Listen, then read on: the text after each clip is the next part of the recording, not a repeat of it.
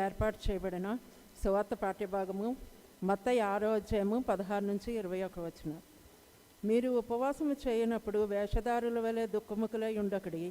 తాము ఉపవాసము చేయుచున్నట్టు మనుషులకు కనబడవలనని వారు తమ ముఖములను వికారము చేసుకొందురు. వారు తమ ఫలము పొందియున్నారని నిశ్చయముగా మీతో చెప్పుచున్నాను.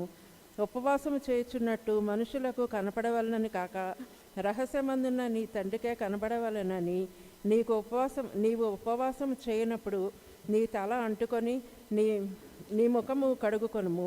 అప్పుడు రహస్యమందు చూచుచున్న నీ తండ్రి నీకు ప్రతిఫలమిచ్చును. భూమి మీద మీ కొరకు ధనమును కూర్చుకొనవద్దు. ఇక్కడ చిమ్మెటయు తుప్పును తినివేయును, దొంగలు కన్నము వేసి దొంగిలెదరు. పరలోకమందు మీ కొరకు ధనమును కూర్చుకొనుడి. అచ్చట చిమ్మెట అయినను తుప్పైనను దానిని తినివేయదు, దొంగలు కన్నము వేసి దొంగిలరు.